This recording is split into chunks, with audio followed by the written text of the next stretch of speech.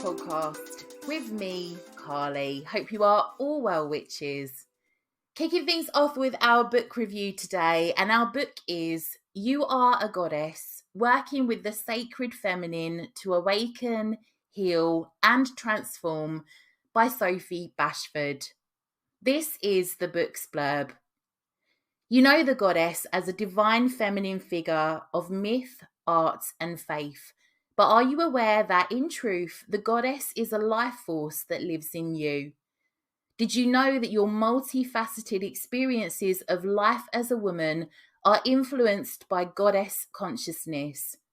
Do you sense that you have a hidden feminine energy that longs to be seen, accepted, valued, and used for a healing purpose? In this highly engaging and stirring book, leading intuitive Sophie Bashford takes you on a journey to meet 9 goddess archetypes, which will help you to understand the many ups and downs, emotions and cycles of your life through the eyes of the goddess.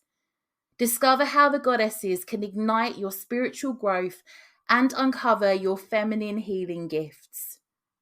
Learn how to work with each goddess for self-healing, positive inner change and empowerment. Get in touch with a divine feminine support and healing system comprising 9 archetypes, including Kali, Mary Magdalene, Aphrodite and Isis.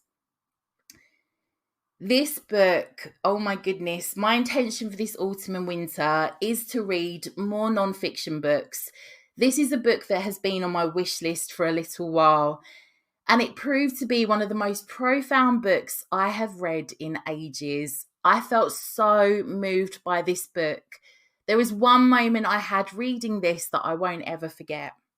I am, of course, obsessed with goddesses, so this book was of huge interest to me for that alone. This isn't a book that you would necessarily turn to in order to learn a ton about a goddess.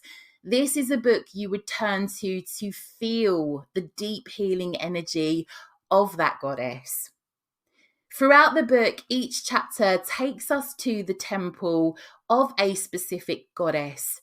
The book is separated into sections such as healing and clearing, awakening and initiating, and transforming. This book takes us to the temple of Kali, Mother Mary, Kuan Yin, the Avalon priestesses, Hecate, Aphrodite, Lilith, Mary Magdalene, and Isis. I could see what stage that I was at in my own healing journey through reading this. I could also see where I was struggling, but I could also see how we go back and forth and that none of the healing process is linear. One evening I was reading this book in bed, just crying my eyes out, and I felt such a huge energy block just move through me. I wasn't even aware that it was there. The chapter and temple was that of Mother Mary. So each chapter gives you a meditation that you can read and work through. And this particular chapter was about releasing tears. So you are there in her temple, in this sacred pool of holy water, surrounded in a blue light, and she pours holy water over your crown chakra, which moves through each of your chakras. It is all about opening you up to emotional release. So I see myself in this pool, and obviously I'm a witch who has had very little thought or feelings on Mother Mary. But that whole motherly energy and the blue light around me. And then in the meditation, she says the following to you. Woman, your tears shall heal the world. You are releasing yourself from eons of suppressed feminine emotions. You are weeping for your own healing and transformation. You are weeping for the women of the world, living or past. You are weeping for the grief-stricken collective feminine psyche. Thank you for your tears. I shall hold them in sacrament and bless them eternally. You can let this pain go. It is no longer a part of your energy field. You are releasing heavy burdens and clearing deep channels of feminine wisdom through letting these tears flow. Never be afraid or ashamed of your tears. They have an energy that is wise, a holy purpose, and come when they are needed. Let me tell you, I cried so hard and I just didn't know where it all came from. But the next day, when I woke up, felt brand new. I was a new witch. It was unbelievable. Whatever was stuck just moved through me. But the sentiment that the author left me with in regards to safety to feel those feels and cry and so on is something that I think will help me in my emotional toolkit.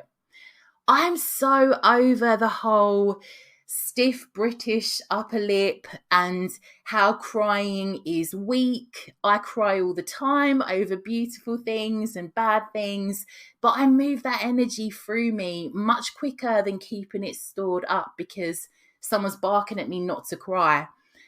That is one thing I've struggled with when it comes to people around me in life and over the years, and the uncomfort that is often expressed around crying, because I just don't see it like that. When we cry, we release stuffed down energy that otherwise goes into our cells and the tissues of our body. The more I used to feel like it was unacceptable to cry, the more I wanted to. Giving ourselves permission to feel the feels, and it becomes not so all-encompassing. Anyway, I know some people have blocks regarding this, and sorry if I sound very cavalier, but if you do, please read this book. I'm sure it will have you moving emotion through. I recognise I particularly need to revisit frequently the temple of Aphrodite and Mary Magdalene, as there are lessons and healing here that I still need to work through relating to my experience in relationships, boundaries, the divine masculine, the twin flame journey.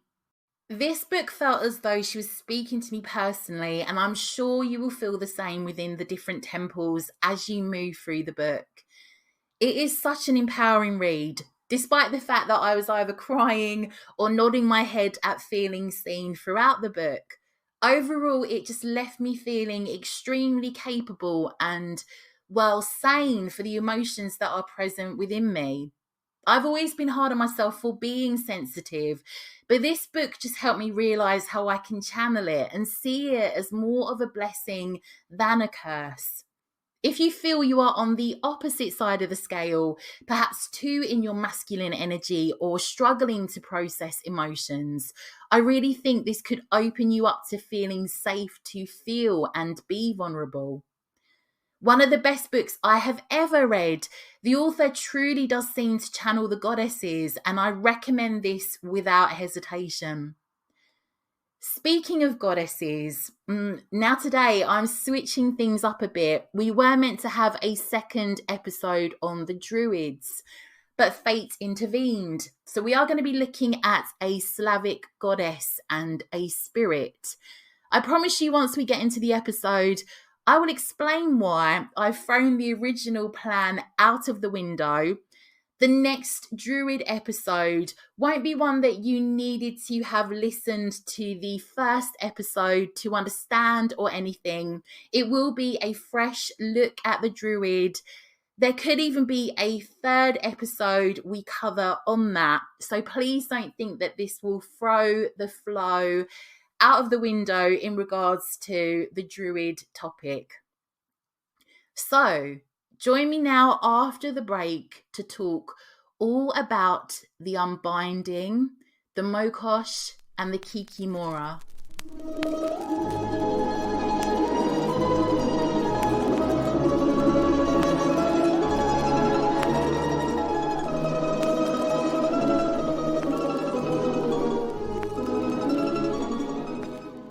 Welcome back.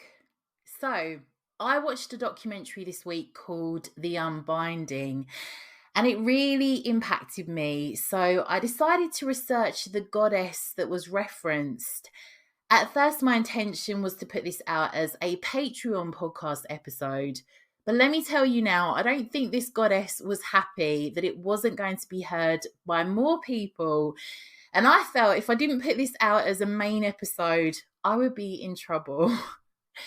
Firstly, there's definitely something going on at present with me and goddesses. First, we had Ellen of the Ways, another primal goddess who I felt the call from and had to delve into a deep rabbit hole to research and put an episode out on.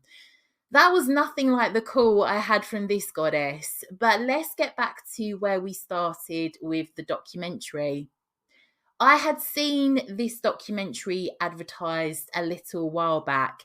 However, it was when I heard a recent episode of the podcast Real Life Ghost Stories, where the host talked about the backstory of the documentary, that got me firstly researching the Kikimora, who she referenced. I hadn't watched the documentary at this point, but thought this will be fascinating for a podcast episode. So I spent a day researching the Kikimora, and then that night I thought, let me finish off the day by watching the documentary, The Unbinding. This documentary had me shook. It was terrifying. It centered around two guys who find a wooden statue that has nails in its eyes and a noose around its neck. They decide to bring this statue home, which sounds like a horrible idea, and it was. The guy who keeps it lives with his dog, and he begins to experience all sorts of paranormal occurrences, such as watery footprints on the floor, noises in his home. The statue itself is found in different places to where he puts it down. His dog, 3 nights in a row, pees in the home, which she has never done before. She's really out of sorts. One night he wakes at 3 a.m. to hear the front door being knocked on. He opens it, there's no one there, but he gets this terrible feeling he has let something in. Terrified, he goes over to his friend's house, who he found the statue with, brings the dog with him, winds up staying there. His friend is quite interested in the supernatural, so he posts on a Reddit thread all that is occurring with his friend under a throwaway account, explaining how they came across the statue and what is occurring. The thread gets busy, and it is drawn to the attention of someone who is working at the time with Dana and Greg Newkirk, who are curators of the Travelling Museum of the Paranormal and Occult. He sends over some contact details for Greg and says that he is certain he would be able to help them. They quickly reach out to Greg, who gives them some advice on how to manage this. So he advises them to return it to where they found it, communicate with it first to let the statue know they are sorry, we'll get it returned and so on. But if they don't feel that they can cope with that, they can send it to him and he will take responsibility for it. Anyway, the next day, both the guys go back to that apartment to get the statue. On entering, they see muddy, wet footprints. The statue is in a completely different place. There's a crack in the wall because it's been hurled at the wall. Everywhere smells of pond water. Then in the corner of a room, they begin to see a shadowy figure of an old woman. They just wind up sending the statue to Greg to deal with. They have this ominous feeling that they should not go back to where they found it with the statue. There's a series of events that occur when the statue is in Greg and Dana's hands, such as it being caught moving on camera. The first day it arrives, a statue of Jesus is ripped off its cross in the office the statue is in. The statue was actually placed underneath the Jesus statue when it all takes place. They have all manner of heightened paranormal activity once the statue is in their ownership. There is so much more to this story, and I cannot recommend the documentary enough. Dana Newkirk is an experienced practicing witch. She takes you through how she removed any energy, curses, all that was placed on the doll. There are so many weird synchronicities and the like throughout this documentary with this statue. They can't fathom at first what the statue is of, what it is all about. It turns out that the statue is of a Slavic goddess, Mokosh. It's an old statue, but the nails that have been hammered into it and the noose around it are new. The tools that have been used for that are all new. Where the statue was found has a large Ukrainian community. As we unravel the paranormal activity, it all points to similar activity of the Kikimora. There seems to be some strange connection between the Mokosh and the Kikimora. And of course, I had to look into the two. If anything, I think the Unbinding documentary is testament to how powerful our intentions can be. Also signified a goddess that was revered for so long and should never be forgotten. It deeply fascinated me and terrified me in equal measure. I'm not ashamed to say I slept with the light on that night, still a little bit terrified. So, of course, there was no way I wasn't going to listen to my gut feeling that the Mokosh or the Kikimora, whichever one had my attention, wanted me to talk about her urgently and for everyone to hear. So first we're going to look at the Mokosh, a beautiful primal goddess.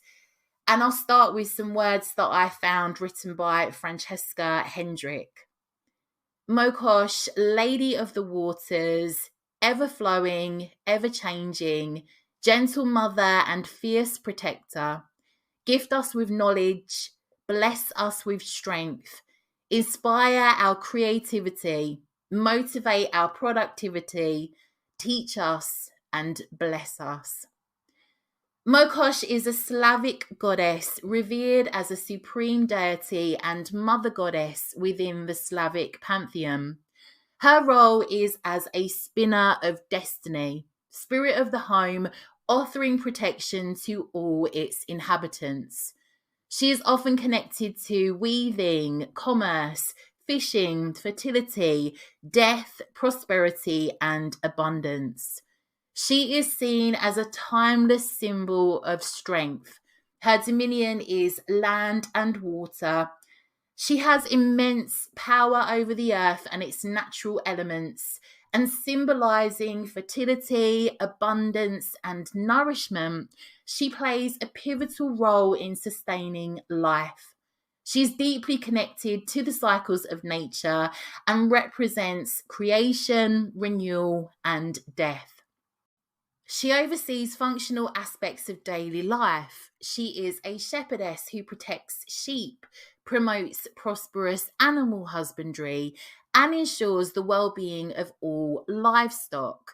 She is a protectress of traders, bestowing fortune and success upon their endeavours.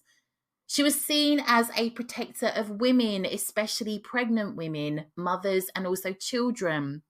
She would especially be called upon in times of childbirth, and men would also pray to her at times in respect of fertility. She had her own son, Eurylo, a god of fertility, springtime, and vegetation. She had a daughter, the opposite to Eurylo, called Morana, a goddess of winter, death, and dreams. So it is said that Mokosh and Brigid have many similarities. Both bless and protect women's crafts and women's work, and share attributes of healing, motherhood, and midwifery. They are both goddesses of fate and destiny, spinning the thread of creation, giving life and cutting the thread, like the three fates of Greek tradition. Both have a special connection with sheep, wool, and weaving, and of course with textiles. Mokosh is a patron of weaving, guiding, and bestowing the craft. So Bridget is often honoured through the tying of cloths or klutis at sacred wells, while a favourite offering to Mokosh was a hank of spun wool dropped into a well. In the Slavic lands, Mokosh is a key figure on embroidered ritual cloths. In Slavic embroidery, she is often depicted in forms of a flower, goddess, or tree figure with branches, arms, wings, or wheat ears, sometimes all at once. Mokosh features centrally on women's aprons, directly over the life-giving place over the womb. She is also featured on sacred cloths for the icon corner in the home, or on cloth and clothing that is, again, tied to birch or willow trees in Russia and the Ukraine, similar to what we do here with klutis. All over Europe, these elements of the goddess and the divine, fertile feminine can be found, disguised but discernible in embroideries, dances, songs, fairy tales, ritual, breads, and other seasonal customs. In embroidery, she can sometimes be represented as a woman with uplifted hands and flanked by two plough horses. Symbols of Mokosh are the husos, spindle, and tela, cloth, which connect to her role as weaver and spinner of destiny. The rhombo, or diamond, represents the interconnectedness of life and the ever-turning wheel of fortune. The sacred tree or pillar, symbolic of her, represents the deep-rooted connection between Mokosh, nature, and the spiritual realm. She is a symbol of the divine feminine power. She often resonates with witches who are seeking a deeper connection with nature and their ancestral heritage. Rituals and offerings dedicated to Mokosh often include celebrating cycles of nature and honouring the earth. Many of her devotees will turn to Mokosh for guidance in matters of family and domestic life. Mokosh, like Bridget, is associated with wells and springs. She is also associated with moisture. The name Mokosh comes from the root mol, meaning moisture, and is connected with the Slavic words mokri and moknut, wet and to get wet. Mokosh brings the water of life and protects the life-giving waters on which human and animal existence depend. In this way, Mokosh gives life to plants and animals and is often portrayed with them. Alongside Bridget, Gaia, Hera, Juno, and Astarte from the Greek pantheon resonate with aspects of her divine essence. She also appears through images of Baba Yaga and the Kikimora. In Christianity, Saint Petka carries resemblance to Mokosh. Mokosh was also replaced with the Virgin Mary. Remnants of her presence were removed and blended with Christian beliefs.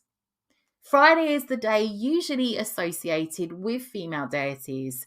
She was primarily worshipped by women, and it was forbidden on a Friday to do any housework associated with spinning or weaving.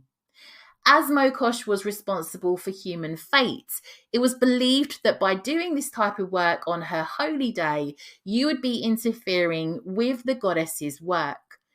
This was replicated when it came to St. Petka, who retained all Mokosh's attributes. It was believed if a woman spun on a Friday, St. Petka would appear to be covered in injuries left by pins, needles, and spindles. Churches built in St. Petka's honour are often made of red brick with silver domes, since red and silver are said to be colours associated with Mokosh. I'm really a little bit nervous about this episode because there are so many different takes on the Mokosh and the Kikimora, and much of the research I have found is from witches who actually work with her, so devotees of her. So I appreciate that some of us witches may have come across this goddess or the Kikimora before, but in a different take. I've tried to bring in all the research that I found, check it all out against one another, see what makes the most sense. There are some facts that are in here that I just felt were particularly interesting in that is how they are perceived, but by no means wish to offend anybody with what I'm putting in this episode. Also with my terrible pronunciations. Anyway, along Russia, there are springs known as pyatnitsas, springs where women leave offerings on a Friday, usually cloth dolls, embroidered towels, and autumn vegetables when it is the season. They collect water from the springs as it's believed to have healing qualities. A way you could honour Mokosh is said to be on a Friday through praying when the sun rises. Mokosh was the only female deity whose idol was erected by Vladimir the Great in his Kiev sanctuary. In the Slavic pantheon, male deities are generally heavenly and female deities more natural and worldly. Archaeological evidence of her dates back to the 7th century BC. Coming back to the fate association, so Rozhanitsas are three-headed weavers of fate, and they can be looked at as the three moon phases: young, full, and dying. The moon affects the waters, and that then has to do with dampness of air and fertility of soil. And Mokosh is always connected to water and fertility. There are many theories about who the other two Rozhanitsas are next to Mokosh. Some say they are Lada and Leia, daughter and granddaughter. Some say they are Fortune and Misfortune. Both these theories can be connected and explained through the moon cycle, a story of birth, death, and rebirth. Mokosh, who was once young Lada, and then Lada grew up to be Mokosh and gave birth to Leia, who continues the never-ending cycle. Many researchers disagree of existence of Lada, goddess of beauty and love, because only certain Slavic people worshipped her. And it is possible that she was just Mokosh, translated through different nations. Friday also was a day dedicated to not only female deities, but those connected to love and beauty. And since it was dedicated to Mokosh, this can be used as a confirmation of these theories. Rozhanitsas are known across the continent under different names and represent midwives who help women give birth, but also priestesses who help with spiritual growth and rebirth. Mokosh and or the Fates, whatever the correct theory is, are an example of the role of women in society at the time. They were wives, mothers, healers, teachers, and sorceresses who nourished and taught ancient wisdoms and customs. Mokosh is often portrayed with a headdress or horns. Married Slavic women in old times used to wear similar headdresses or would braid their hair as the horns.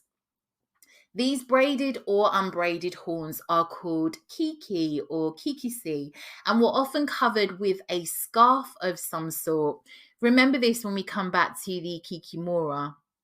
Spindle and distaff are the two most important attributes of Mokosh, since they were used to spin the fates and lives of people. By tying the knots on the thread of life, Mokosh marks important events in one's life, and this is where the famous expression of tying the knot comes from. This was also being done literally during Slavic traditional weddings, where the hand fasting ritual was being performed. A key saga in Slavic mythology is the eternal divine battle of the thunder god Perun and the god of the underworld Veles. They were both the companions of Mokosh, and some Rodnovri authors believe that the abduction of Mokosh by Veles started this continuous struggle between the highest deities in the pantheon. During later periods, when Rodnovri started to emerge again amongst Slavic people, Mokosh was also worshipped as the ruler over death, meaning that Veles was losing the eternal battle. Rodnovri is the Slavic native faith, sometimes known as Slavic neo-paganism. It recognizes three planes of existence or three dimensions. They are mostly depicted as a holy oak tree, with the treetop being Nav, the tree trunk and base being Yav, and the roots being Prav. Mokosh takes her place in two of these at the same time today. Primary place of Mokosh. So as the goddess of fertility and a protector, her primary place is at the foothill of the holy oak tree, next to a spring of water, where she yarns threads of destiny for the newborns. It's also believed that she holds a golden key of doors between Yav and Nav, and decides on when it will be unlocked. By doing this, she decides the fertility of the year. The secondary place of Mokosh. As the consort of Perun, her secondary place is high up the treetop, at the table of the thunder god. This is said to be why Fridays are her days. In the old days, women made distaffs out of hemp fibre and offered it to Mokosh as a sacrifice, because hemp was harvested in late October when she is celebrated. Today, as hemp isn't grown much, women make distaffs out of corn fibre, as corn is one of the common agriculture plants that is harvested in October. In the spring edition of her holiday, she is the goddess of fertility. It is forbidden to disturb nature on any occasion. You are prohibited to dig in your garden, as every hit with a tool is said to be like hitting the goddess herself. You are also prohibited to pluck grass or weed, as every pluck is like pulling her hair. What Rodnovri does on this day is just relax and spend time nurturing things in nature to gain favour from Mokosh. So some offerings that are often made to her are bread, milk, cereal, honey, fibre, wool, thread, yarn, ribbons, handkerchiefs, embroidered towels, and scissors. I didn't know, I couldn't find exactly what the scissors were for. It could be because of the weaving and the fates association. Plants that are said to link to her are the spruce, rowan, flax, hemp, and tansy. So, small idols of Mokosh are often made for prayer, called Mokosh stones, and they are believed to hold a lot of power. This is similar to the statue that we see in the documentary of the Unbinding. So she is celebrated in the Rodnovri tradition on either the first or second Friday in May and the last Friday in October. So the statue in the Unbinding documentary is of the Mokosh. However, the supernatural activity that takes place could be that of the Kikimora. The Kikimora originates from Slavic folklore and is said to be a spirit that takes up residence within your home. She usually slinks into crevices, into the attic, behind the stove, or under floorboards. Now, just a little bit of a trigger warning. This does reference suicide, children being kidnapped. You might not want to listen to this with little ones, just putting it out there. She has a preference for homes that are close to graveyards and crossroads, homes that are cursed, might have experienced a suicide within, or have previously been burnt down. She's also drawn to homes that are dysfunctional, where abuse takes place, children are poorly behaved, where there are lots of quarrels or screaming. As a spirit, she is said to enter the home via the keyhole. Many Slavic women would often leave a key in the hole or a small piece of paper. They would also sprinkle salt across the front entrance to keep her away. If she did manage to get into the home, she'll be able to move about freely all over the household and even neighbouring homes. She is known to disguise herself as an animal, a lost child, or object that you might bring home without realising it is her, unwillingly giving her access to your home. Another way you may find the Kikimora within your home can be at the hands of someone you have paid to do work within your home, for example, renovations. If you are rude to this individual and complain about their work, it was commonly known for the worker to pay a sorcerer to capture the spirit of the Kikimora into a chadinka. So this, I found, was said to be a wood or cloth doll that is soaked in blood. The angry carpenter or whoever it is will then hide it inside of your walls, and you can expect an aggressive, antagonistic, quick-tempered Kikimora to join you in the home not long after. So I couldn't find anything else in regards to the chadinka and some of this information, but this does come from quite a highly reviewed book called A Study of Household Spirits of Eastern Europe by Ronesa, Aveela. I came across this information secondhand. The book is quite expensive, it's quite hard to get hold of. I definitely want to buy it, but I found this on a YouTube channel called Mimir's Folklore, who actually reviews books and lays out a lot of the information. So the Kikimora's name could derive from the Finnish word for scarecrow or the Slavic word mora for dead.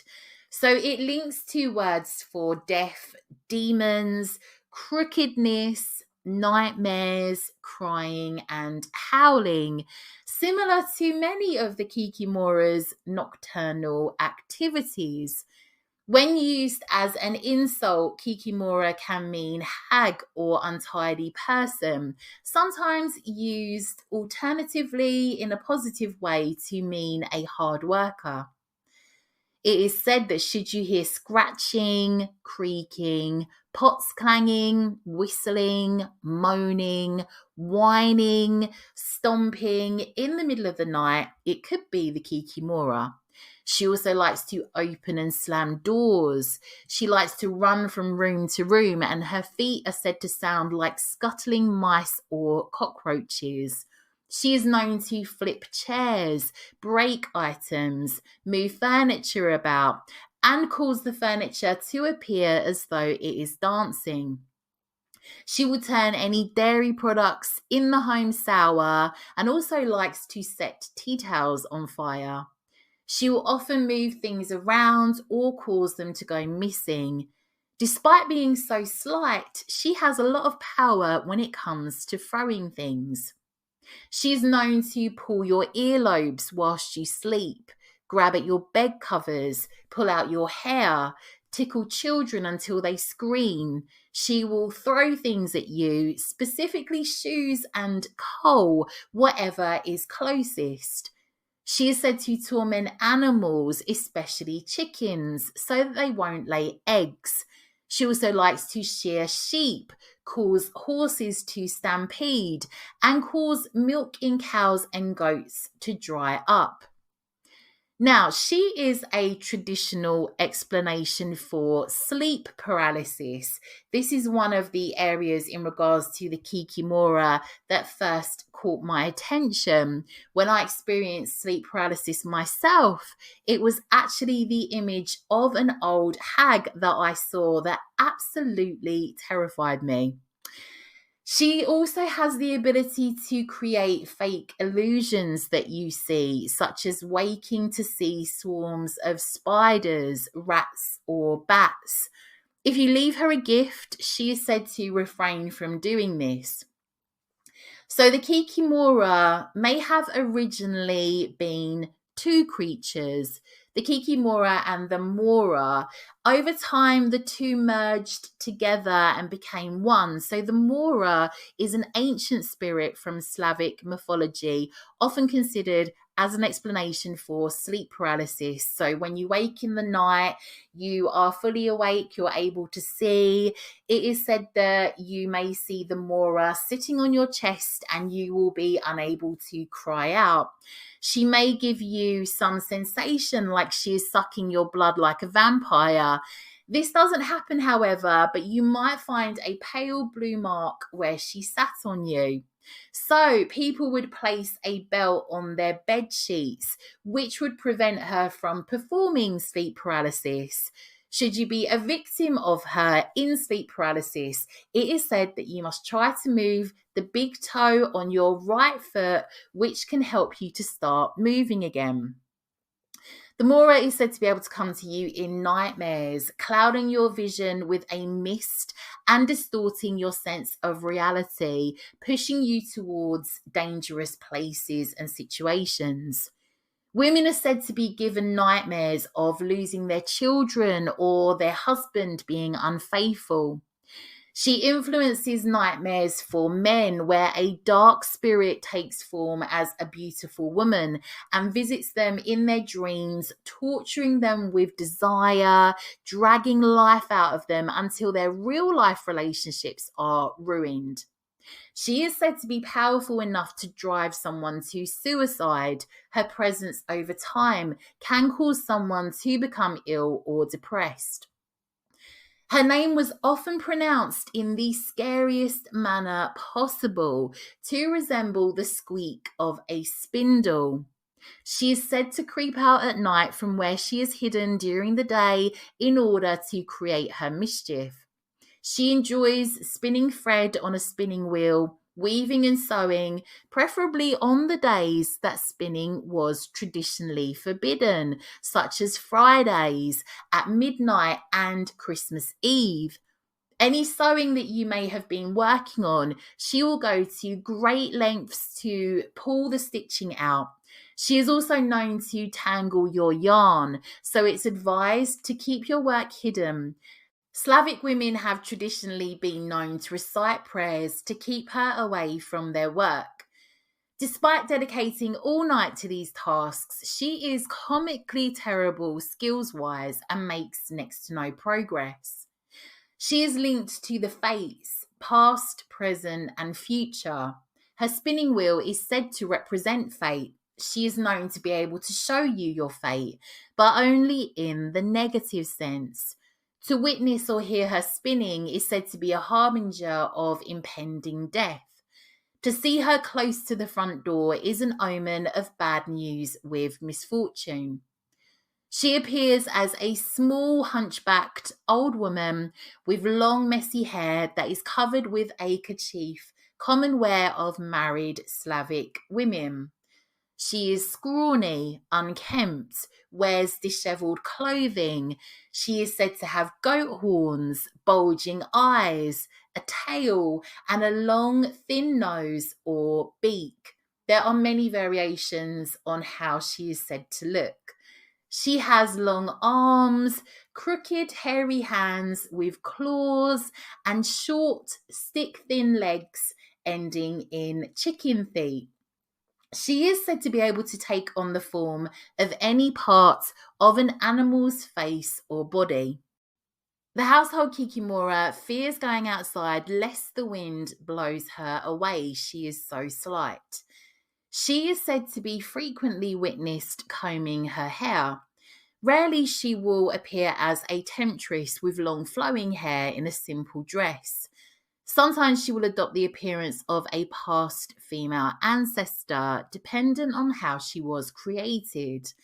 An elderly female ancestor whose soul lingers too long in our world are said to become Kikimori.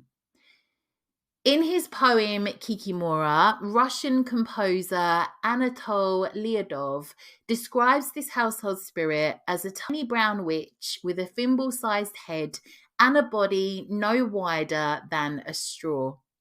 She spends her first 7 years living in a magician's mountain cave where she sleeps in a crystal cradle and is regaled with fairy tales by the magician's cat. Only after 7 years does she leave the cave to go to live among people. It is said that if you keep a tidy house and live a traditional life, the Kikimora linked to the home will favour you and do less damage.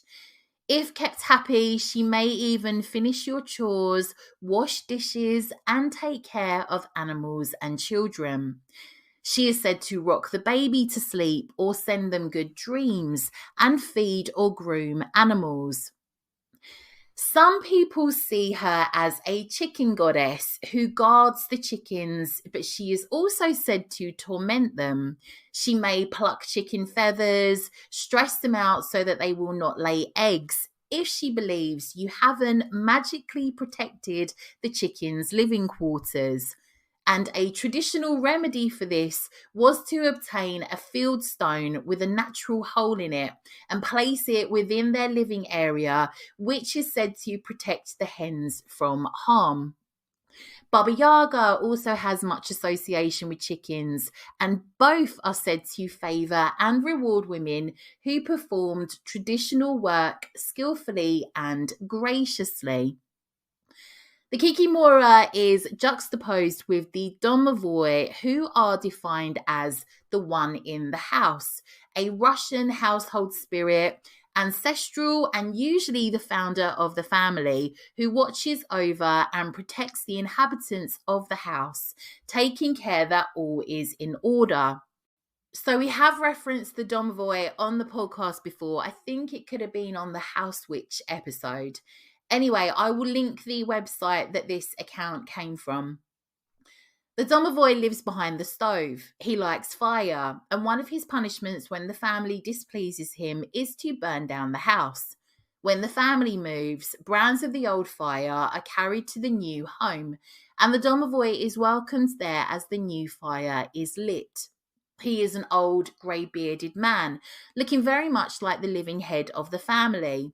His correct name is never used. He is called he or himself or grandfather. Some of the supper is left out overnight for the domovoi, who bustles about in the dark, always busy, guarding against the intrusion of strange and hostile spirits. There are several kinds of domovoi: the barn spirit, kitchen spirit, or bathroom spirit. Every house has them. The domovoi is understood as the embodiment of a Rod, the pre-Christian god of a family, and his purpose is to ensure that family's well-being. When a family moves, if the domovoi is not formally invited, he remains in the old home and will fight with the domovoi of the new family, causing all kinds of trouble until the invitation is properly offered and he moves to the new home.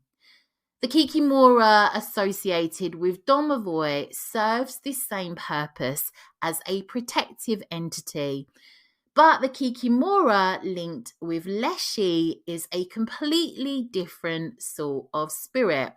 I will link that website on the show notes. Again, there are so many different takes on the domovoi, different traditions in relation to the domovoi, different ways that he is seen. Same with the Kikimora. Throughout lore, Kikimora are said to be created when something disturbing happens, such as a child dying in a tragic manner, perhaps from a suicide victim, if a woman passes during labour, a child that hasn't been baptised, or if a child was buried under the foundations of a house, which was a common practice. A child kidnapped by the Kikimora could become one themselves. The Kikimora is said to leave something in place of your child if kidnapped, such as a mossy log or an enchanted object.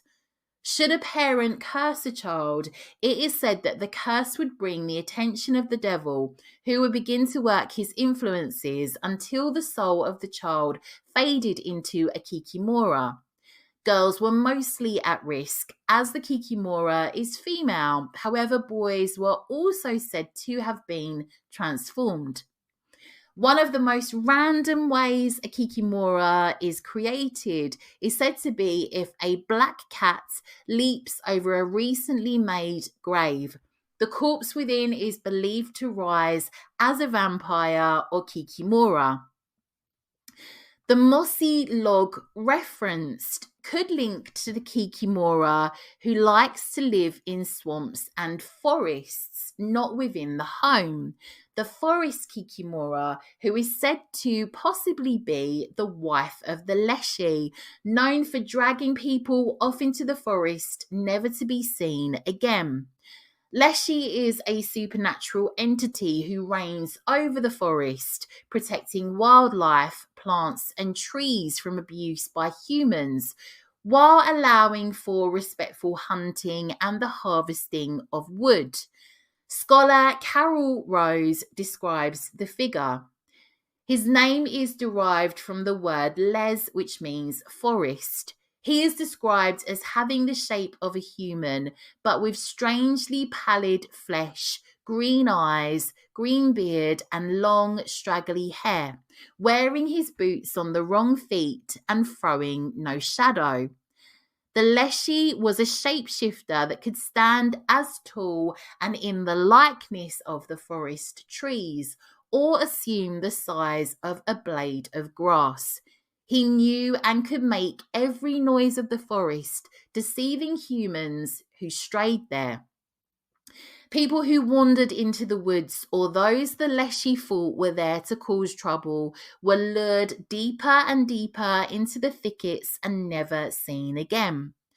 The Leshy was married to a similar entity, usually known as a Leshovika, with whom he has children known as Leshonki, who will grow up to find their own forests to protect. The Leshovika figure is sometimes associated with or replaced by a Kikimora who lives in the swamps near forests. She is said to dwell in swamps and dresses in a coat of moss. She has a penchant for kidnapping children and drowning them. Should she be lonely, she will venture to your home at night and leave a trail of wet, swampy, watery footprints on your floors. She also enjoys pushing travellers off the road. It is said you should never wander through a pea field in the summer lest you encounter the Kikimora, who is said to have a pan so large she could fry you in it, along with her desire to do so. There is a Russian story of a swamp Kikimora called Baba Bo, who loved to brew beer, and that when she was brewing, a fog would cover the river or swamp. The Kikimora has association with bog witches and witches overall. Also Baba Yaga, who resides in the forest and was also said to prey on the young to make them into her evening meal whilst flying around in her mortar and pestle. There is a lesser-known male version of the Kikimora that is said to enter your home via the chimney and appears in the form of a lost lover. He is said to punish women who have succumbed to premarital sex. He likes to leave gifts for the intended woman out on the road, such as combs or jewellery. Should she pick it up and bring it inside the home, it will turn to ash and he will visit to attack her. Should the woman become pregnant by this spirit form, she should expect a pregnancy gestation of 3 years and a baby that is covered in black hair with a hunchback, with hooves and small eyes. The spirit will return to collect his child, fortunately for the mother. A common fear had to do with the changeling, a demon child who replaced one's actual child, usually in infancy, and this was associated with the Kikimora. The spirit was thought to enter through the keyhole of the house, replace one's child with their own, and leave quietly to raise the baby as a Kikimora. Scholars Maria Leach and Jerome Fried comment on the belief in the keyhole as among the most common entry points for spirits in a house, including the Kikimora. The keyhole, in common with the door, chimney, or other openings of the house, is a place for the entrance of demons, witches, or the devil. If the key is left in the keyhole, no evil spirit can enter. Fear of the open keyhole is especially great when there is a newborn child in the house on account of the belief in changelings. Once the Kikimora's child is switched with the mortal infant, the parents raise it as their own until they notice peculiar behaviour that alerts them to the child's true identity as a Kikimora. Aveela cites the example of parents deciding not to teach their child to read ahead of his age group because others in the community might consider him a Kikimora. Children are always advised to not make eye contact with the Kikimora if they see her, as well as not to look at doors or cupboards because she will trick them by opening them up. The Kikimora would often be used to explain tragic events, such as the death of a family member, especially the death of a child, young woman, expectant mother, matriarch of the family who was in good health, or illness or loss of a household item. If you couldn't find a rake, hoe, or lantern within the home, it was blamed on the Kikimora. The Kikimora may have originated from a legend that features Svarog, the god of the sky, fire, the hearth, and smithing in pre-Christian Slavic paganism. In the tale, Svarog creates an idyllic place in the heavens for the beautiful entities that surround him. Over the course of time, the beings become dissatisfied and want things their own way. So they begin to conspire to overthrow Svanog. As he is a god, he is already privy to their plans before they can set things in motion. He catches the conspirators and hurls them from the heavens down to earth, where he decrees this is where they will now remain. They fall through the skies and into chimneys of homes, where they become lodged in the hearth. Repenting their foolishness, they vow to look after the inhabitants of the home by keeping the fires going, warning the family of potential dangers, and helping to maintain order and bright energies in the home. This is a speculative connection in respect of the Kikimora, for many of the spirits in this story are not known for acting out when they feel slighted. It's likely this is an influence, however, for the Kikimora's and Domovoy's origins, for both are said to live behind the stove. The Kikimora originates from between the 8th to 12th century in Slavic paganism, which of course was slowly taken over by Christianity. Even when Christianity took over, belief in the Kikimora was strong and continues to this day, yet now it is a mix of the Slavic folk religion and the Christian concept of demonic forces. It is said that if you are inflicted with a Kikimora, you should perform reverse behaviour to remove her from your home. For example, ensuring everything is tidy and in good order and the like.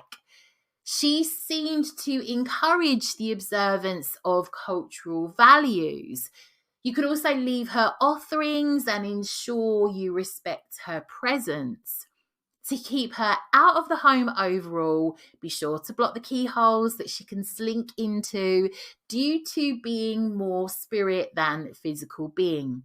You can also leave a broom upside down outside the door and she will be unable to pass through the keyhole. Prayers would be said to ward her away, along with planting silver near the entrances to your home. The sign of the cross would often be made in chalk around windows to ensure she cannot enter. You could wear a protection amulet around your neck or wrist. Some of these were made from onions and or black beads. She is said to dislike Bibles and crosses, so they were also placed around the home. And the Kikimora is said to be allergic to pastors. To remove her from the home, a strange method would be to glue camel wool with a form of resin to the arch on the kitchen stove, which would cause her to disappear.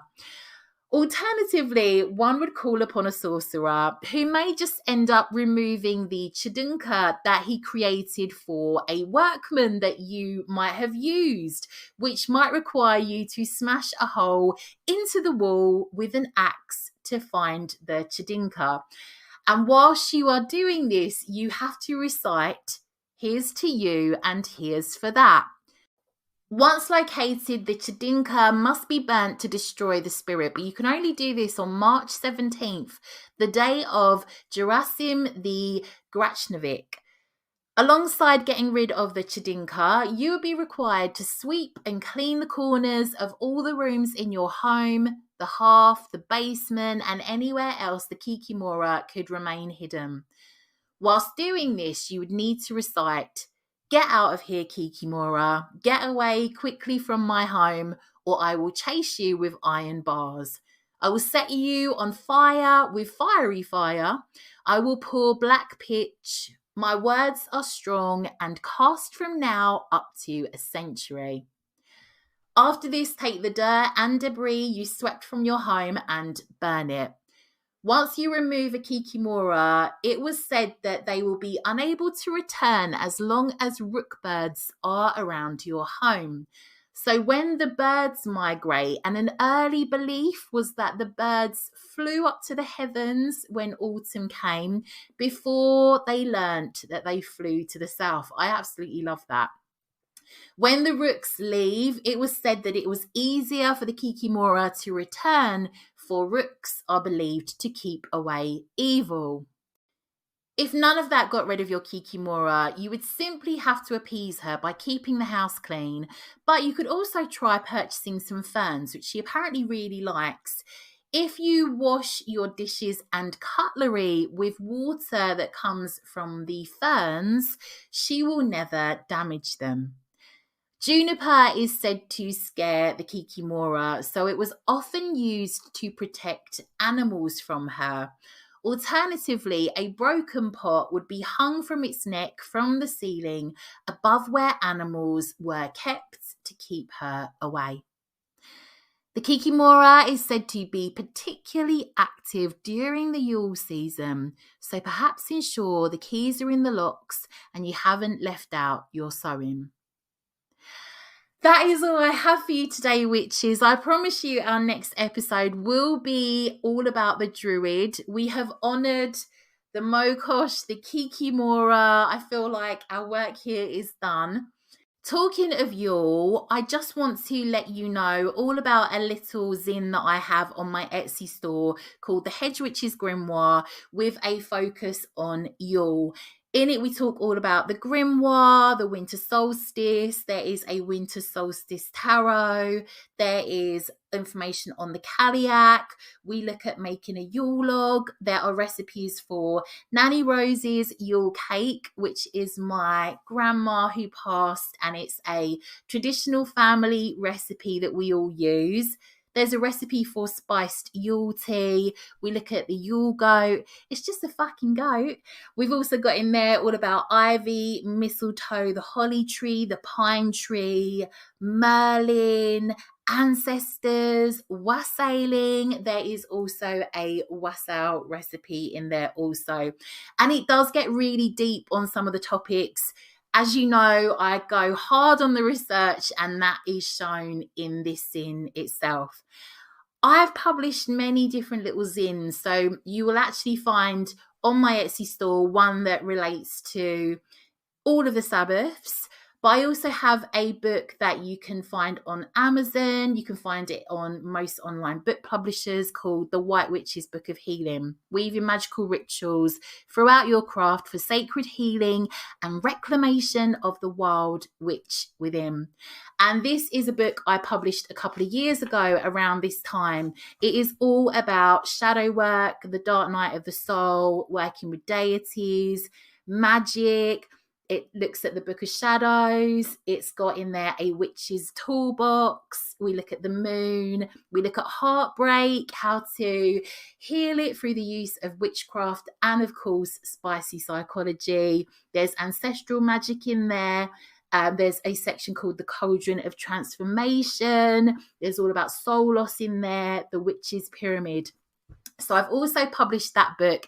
This is a great time of year if you are looking to delve into shadow work and some deep level healing. So you might find that book helps. Again, that will be in the show notes. You can tell I'm really bad at self-promotion. So every now and again, I have to just kind of like put it out there, because otherwise I just won't do it. So thank you for sticking with me. All I want to say, witches, thank you so much for listening. I appreciate your support so much. You have no idea. I love doing this. So thank you for listening. I'm sending you lots and lots of witchy love.